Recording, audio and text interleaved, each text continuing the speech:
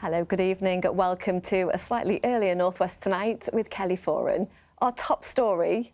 Come on, England! Come on, England! Come on, England!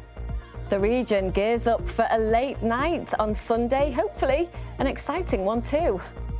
We've been at the Manchester School of World Cup winner Nobby Stiles, also tonight. Calls for more support for women diagnosed with ADHD. Maghull goes offline. It's thought underground repair work caused an internet blackout. The Scouse cyclists putting the Tour de France route to the test. The stage will finish in Liverpool. It's just amazing to do the rides that we know that the professionals are going to do and feel how hard it is. And I'll be here at the end of the programme to take a look at the weekend's weather and take a look at next week where things are warming up quite considerably.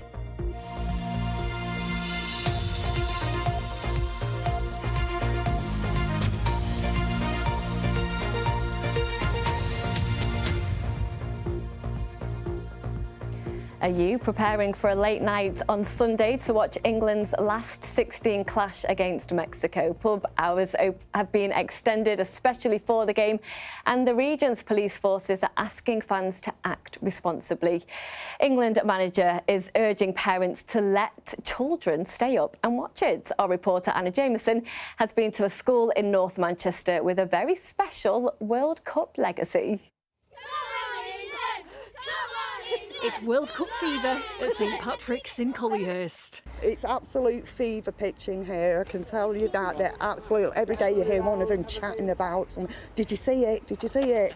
Skills, pass me the ball. God help us on Monday. That's all I'm saying.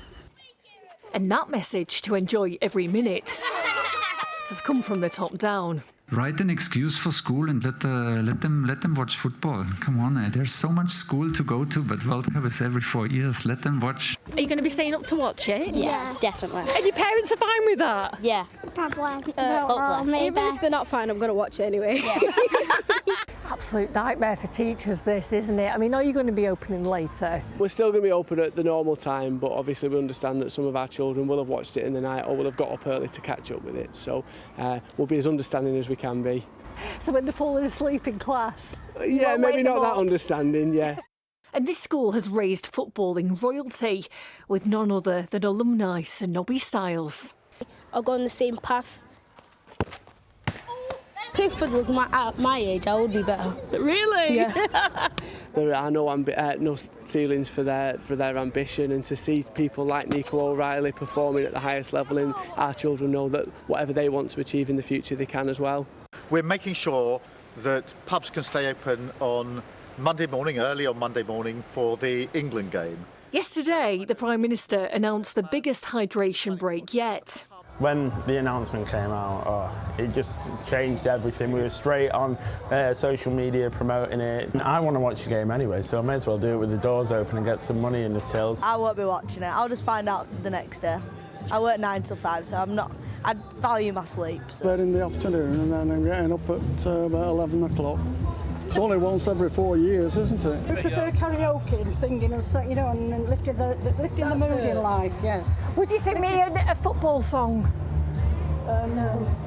What can you sing? 3 Lions for me. 1, 2, 3 Lions. That's not a song. I don't think that's how it goes. Anna Jameson, BBC North West Tonight in Manchester. In other news, a teaching assistant who works at a school in the Bolton area has been arrested on suspicion of child grooming offences involving 3 schoolgirls. Greater Manchester Police say he was detained yesterday and is being questioned. Bereaved parents took their campaign for better support to Parliament today. Among them was Kathy Lapsley from Anfield, whose daughter Jasmine died suddenly on a family holiday in North Wales. Hundreds of children's shoes have been laid in Parliament Square in a bid to convince ministers to do more. That lack of support has stayed with me. That desperation of that I can't survive this, and what's happened so sudden and so traumatic, that we have to do something at some point to help other people. But at the moment, because of the lack of backing for grief and child loss and the needs of bereaved parents, that we're struggling as a charity to receive funding. So we're threatened with closure if we don't sort of raise support. Now, around 3,000 homes are without internet in Maghull on Merseyside after a suspected accident by contractors who have been carrying out sewer repair work. There's been a blackout there since yesterday lunchtime. There's currently no timescale for repair. Lois James reports. Around 3,000 homes and businesses in the area have lost fibre connectivity after cables were cut by a third-party contractor. Now, work is being carried out to fix the issue, but businesses in the area say they've really been affected. It's given us quite a lot of issues since yesterday afternoon. We can't access our internet, we can't access telephone calls, emails. Basically, we can't do anything. But just trying to control and manage and do important things first and prioritise anybody who needs us more than straightforward repeat prescriptions. So we have end-of-life patients, we have children with needs. At first, when it happened, we thought it was a short outage and it was, you know, just one of those things. As we've realised the scale of it and the impact on people trying to get childcare last minute to go to the office when they're expecting to work from home and things, it's been a massive impact in the local area. A lot of people have had to close yesterday. The betting shop, all their screens went down, and our tills aren't working, our card machines aren't working. We can't take bookings, so it's a nightmare really, but we just got to soldier on and get through it. The quicker they get it fixed, the better. 8 cables were cut, which seems quite like it's not many, but it takes quite a while to kind of renew all these cables. We are working through the night to try and get everything sorted for the customers around here. We have been going door to door as well, just trying to reassure people. Members of the public have been coming up to us as well, and we're just throwing everything we can at it to get everyone back in service. Now, Openreach have said if everything goes to plan, then the connectivity should be back up and running by early tomorrow evening. Lois James, BBC North West Tonight. OK, some other stories now happening across the North West that you can read about or watch online. The Speaker of the House of Commons has launched a new Mr Men book at a shop at his hometown of Chorley. Lindsay Hoyle's cat Atlee actually features in the book. More of that on Instagram. Radio Lancashire have been to see Europe's longest continuous stepping stones. This officially opens on Monday at Martin Mere. The next closest one to this is in Japan. Doctors on the Isle of Man have voted in support of taking strike action. It's in a row over pay erosion. There's more of that on the BBC Isle of Man website. And Anfield lost out on a global act. The club won't say who, though, but it's because of rules around when they can host concerts. The stadium has to be free in July to allow residents respite. You can find more of these stories on our socials, online or on the BBC News app.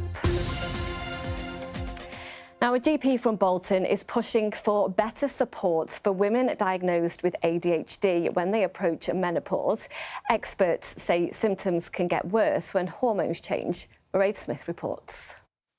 Welcome and thank you so much for coming. Jill runs this support group for women in Manchester. We're here with the ADHD AF Plus charity. It's one of 13 peer support groups across the country.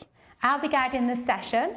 I was late diagnosed with ADHD and my diagnosis came after a cancer diagnosis. I had breast cancer that was estrogen positive, so the medication that I had to take after that put me into a clinical menopause quite early, and that's when my ADHD symptoms came to the fore. I'd had a really successful career and suddenly the wheels started falling off. We've had somebody that came to group who had run her own really successful business and then one day just couldn't understand what had happened. She couldn't function anymore. Her business ceased to trade. She went in and out of psychiatric help, and then one day she was diagnosed with ADHD. She then realised that she was in perimenopause. She just needed those support systems. The ADHD as Females charity began as a podcast founded by Laura Mears Reynolds in 2022 after she was diagnosed. I discovered that I had ADHD when I was, well, about 35, but at 38 I went into very serious mental health crisis. Getting those answers and starting treatment for ADHD absolutely saved my life, there's no doubt about it. Laura says perimenopause can be incredibly tough for many women. When that estrogen starts to drop, our ADHD is exacerbated, so our symptoms get worse. So the mask or the coping strategies that we didn't even know that we had built become impossible to uphold, meaning that that's why so many people in their late 30s, early 40s are discovering they have ADHD, not just through increased awareness. Something that Denise Campbell can relate to. Absolutely, but I'm looking back and thinking my hormones have been crashing since I was in my 20s, right through my 30s. Denise was diagnosed with ADHD after perimenopause kicked in. You may or may not want to have medication for either of those things, but there's a great deal more that people can do. There's lifestyle choices, and a lot of that awareness is built through shared experiences like we get here when we come. I've been coming since July last year. It's massively helpful, to be fair. It's just nice being able to come into a space and be yourself and know that people kind of get where you're coming from. My intention is never to replace any kind of assessment or medical support whatsoever. I just know that it's very hard to come by, and I know that bringing people together does make a difference. Right, do you want to write your names on these and stick them on? Mairead Smith, BBC Northwest Tonight, Manchester. Earlier, I spoke to Dr. Helen Wall, who's a specialist in this area, who told me that what we just heard Jill saying in that report about the wheels coming off is something that she hears as a GP a lot. I describe it as something called unravelling, where, you know, just things that previously women found quite run-of-the-mill day-to-day, able to cope and able to do, they just can't do anymore. And I follow you on social media and you post about this topic a lot. Have people got in touch with you that way? Has it opened people's eyes, would you say? Yeah, I mean, that happened by chance, really. I'd started noticing these things in my own clinic, my menopause clinic that I was running, and I started talking about it on social media, just really in sort of a, has anybody else noticed this kind of way? Because it's not something we're ever taught in medical school, we're not taught it in GP training. And I was totally blown away by the response, and it just grew and grew. And now I'm contacted by women all over the world. I used to think this was an NHS issue. I thought this was a UK NHS issue, that we just weren't talking about these things and we weren't recognising it in women. But I get messages globally from all over the world. A lot of things perhaps starting to add up for a lot of people. Yes, and for GPs as well. I've seen a lot of women in my career who I can now look back and realise this is what was happening. You know, treatment-resistant depression, treatment-resistant anxiety, back and forth with medically unexplained symptoms or mental health crises that we were never really getting on top of. And I now recognise that, obviously in all of the women, but in some of those women, this was the missing thread that we didn't see and I didn't see. And I think once you've seen it, it's really hard to unsee it. Is there enough help and support out there, would you say? No. There's definitely not. I think it's really, really challenging for anyone, male or female, who thinks they may have ADHD or any neurodivergence. And I think, you know, even if you don't want a diagnosis and you don't want medication, it's difficult to get that support, which is why I think groups like ADHD, AF Plus are so great. I've told so many patients about their groups because they run all over the country, and that having that peer-to-peer support, and these women often feel very alone, like really alone and misunderstood. And just having that peer-to-peer support can be amazing. Yeah, it is great to see those support groups. It's great to see you back in here as well. Thank you so much for your time. Thank you.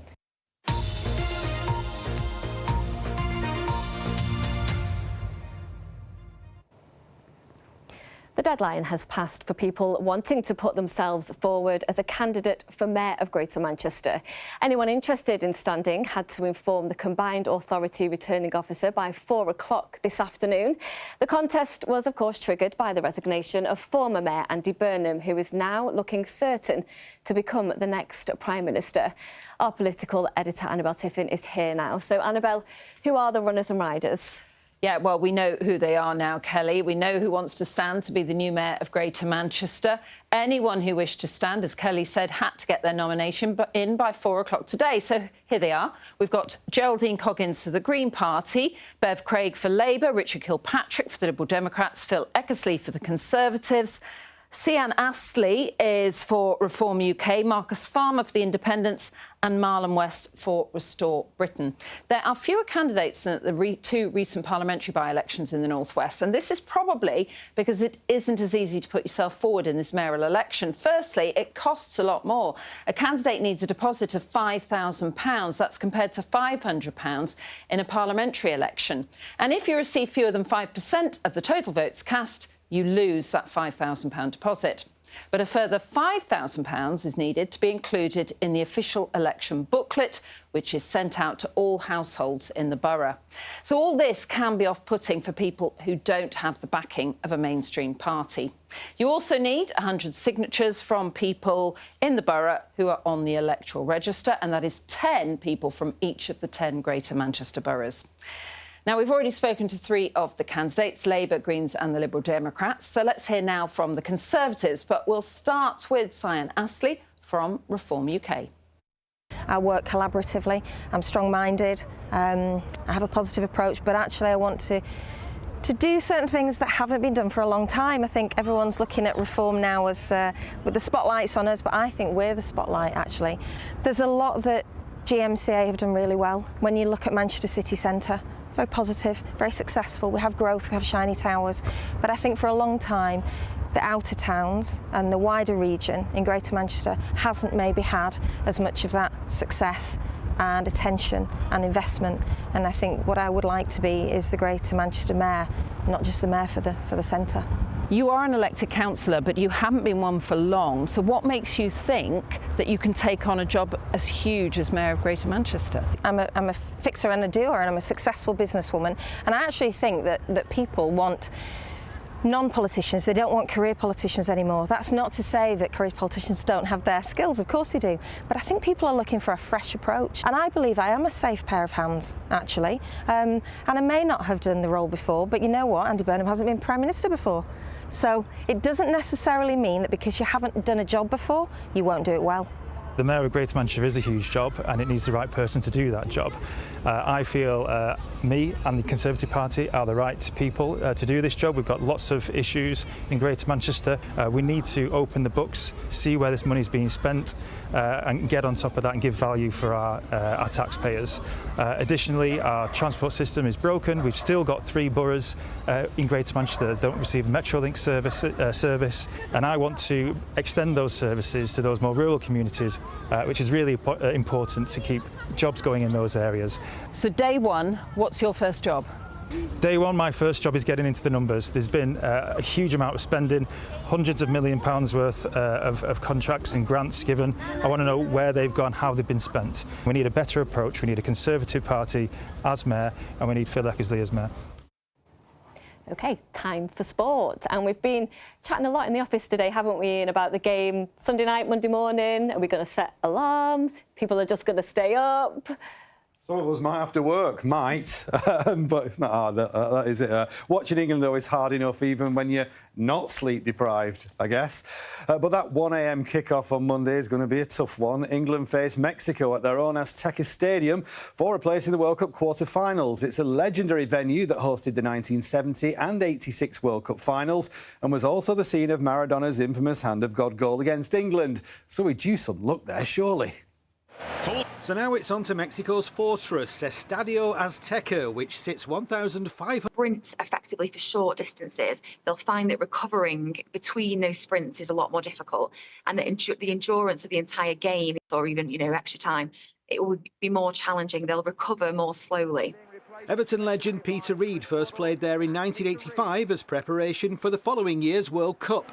So Peter Reid of Everton makes his first appearance for the full international side. It's hard to catch your breath. At sea level, not a problem. We're all used to that 2,000 and odd feet up. It's a wee bit different. They are crackers about it. On the atmosphere, I wish it was over there. The atmosphere at the Azteca will be unbelievable. In Mexico 86, Reid was among those trailing in the wake of Diego Maradona. You have to say that's magnificent. That goal at the Azteca was enough to knock England out of the World Cup and came after Maradona's infamous Hand of God goal. If VAR would have been out in them days, we'd have been through in that quarter-final. England did beat Mexico, albeit at Wembley, en route to winning the 1966 World Cup. But that was then, this is now. As you might have seen, we've been all over the region asking people their thoughts on England and the World Cup. Today, for no real reason, we've come to Manchester Airport, Terminal 2 to be precise. It's very nice. We're off to Orlando. So you're not actually going to watch the World Cup over there? We are hoping, believe it or not, to get the Miami game in, because if you look at the schedule, England could play Brazil in Miami. If Harry Kane turns up again, we definitely can do it. You're off to? Gran Canaria. Are you going to be watching the game against Mexico in the early hours of Monday? Probably, yeah. I just hope we do better than we did the other night. Turkey. To Turkey? Yeah. Are you going to be watching the England game over there? Yeah, it's a 3 a.m. kick-off though, so it's 2 hours back. So I think it'll be an early night. Wake up at like 2 o'clock, have a beer, off we go. Who is watching the England game this weekend? Woo! Is that a yes then, or yeah. you just? Yeah. We're going to try from the telly in our villa in France. How optimistic are you for England's chances? Not the most, considering it's Mexico and it's high altitude. We've lost twice in 56 years there, so but there's always hope. Where are you off to? Bangkok. Bangkok? Yeah, so it'll be 9 a.m. their time, so it'll be pretty convenient. It sure would. Well, Portugal paid tribute to Diogo Jota before and after their remarkable World Cup victory against Croatia. Jota's picture, as you saw, appeared on the big screen in Toronto. It comes as Liverpool Football Club has installed a permanent memorial at Anfield to the brothers. Liverpool boss Jurgen Klopp will be asked to become the new manager of Germany. Also today, Liverpool's Neil Skupski is safely through to the last 16 of the men's doubles at Wimbledon. The former champion and his current partner Christian Harrison of the USA beat Jakob and Paul Ryan of Segerman in straight sets this afternoon. Jakob and Paul, whatever. In Super League, it's Magic Weekend with fixtures throughout Saturday and Sunday at Everton's Hill Dickinson Stadium. So many good games, not least Lee Leopards versus Warrington Wolves tomorrow. And then on Sunday, Wigan Warriors and St Helens meet. We will, of course, reflect all that on Monday. And in cricket's T20 Blast, Lancashire Lightning are due to get underway shortly at Notts Outlaws. I've got no idea who Neil Skupski beat. There was 2 players in there, but there you go. Sorry. Thank you, Ian. It's a lovely tribute outside Anfield, isn't it? We're talking cycling now, because this time next year, the North West will play host to the world-famous Tour de France. Stage 2 goes from Keswick to Liverpool. When it was last here in the UK, over in Yorkshire, more than 10 years ago, that was, millions lined the streets to watch. And as a preview to next year's event, a Liverpool cycling club has just ridden the whole of what will be Stage 2. Phil Chapman went to meet them. The Liverpool Braveheart Bicycle Club, arriving in their home city after 223 kilometres or nearly 139 arduous miles in the saddle, a year before elite cyclists from around the world speed into their city for the real Stage 2 of the Tour de France. Every year we do a longest day ride, and wouldn't it be good to do a stage of the Tour de France? And we thought it'd be great to do it a year before it actually happens. First big climb. It's just amazing to do the rides that we know that the professionals are going to do and feel how hard it is. They'll be going so much quicker than us. This Liverpool club was founded the year the Tour de France came to Yorkshire, with millions lining the streets to watch the action and billions globally on TV. Next summer, the spotlight will be firmly on the North West. One of the last climbs. And after all those tough climbs and fast descents through Cumbria and Lancashire, Stage 2 will end with a sprint finish right here in Liverpool, along the Strand. And the world will see the riders finish in the shadow of the Liver building under the gaze of Bertie the Liver bird watching over the city. As a proud Liverpool tour guide, Caitlin can't wait to welcome people from around the world. Bertie, it's his job to watch over the city, so he'll definitely be watching over the race. It's really nice when things bring people here, because, you know, it's a city I'm proud of, and I want people to come here and I want people to experience it and love it as much as I do. Liverpool Bike Workshop and Cafe owner Dave hopes the tour inspires an even bigger love for cycling in the city. Hopefully a knock-on effect to the tour coming to Liverpool as the people take an interest in cycling. It's a huge thing. It's a huge thing for the city, and not many people realise it is the most watched annual sporting event. I think Liverpool is a great choice for the finish of Stage 2 of the Tour de France 2027. It'll bring a lot of awareness, especially to people that aren't familiar with cycling. For the future of Liverpool, it'll be great. Up it's all downhill from here. And not everyone needs to go to the lengths of this club to prove their love for cycling. Most people can cheer the riders on from the roadside on July the 3rd next year. Phil Chapman, BBC North West Tonight in Liverpool. Oh, the Champs-Élysées and Liverpool waterfront, both beautiful. It looked gorgeous there, blue skies. It did. How is the weather looking, Molly? Today's been a bit of a cloudier affair, I'd say. We have had some blue skies. You can see the picture behind me, but this is how most of us have spent today, with a lot of cloud about. This was sent in from Morecambe. But if you were, got a bit of beach theme going on, I've just realised, and we've got some blue skies around. Many of us have ended the day on a bit of a brighter note. Thank you very much for your photos. In terms of temperatures, it has been pretty average still for this time of year. It's heating up in the south of England. We'll have to wait until next week, midweek, for a potential heat wave in some places.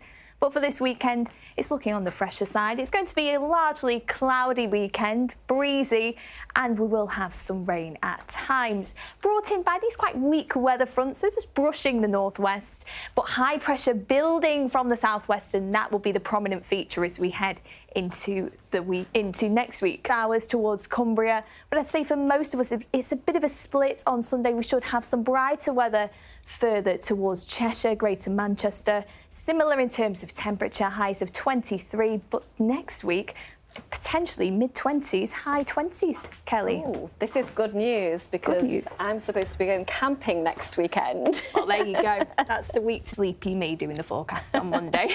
I think the plan is go to bed early, set an alarm. Set an alarm, yeah. And then we'll all come to work and have happy faces. And you can new place on the map from next week as well? Yes, of course. Send in your emails, nwt@bbc.co.uk. That's how you do it. Lovely. We're Aids here with the Late Bulletin. We'll see you then. Bye-bye.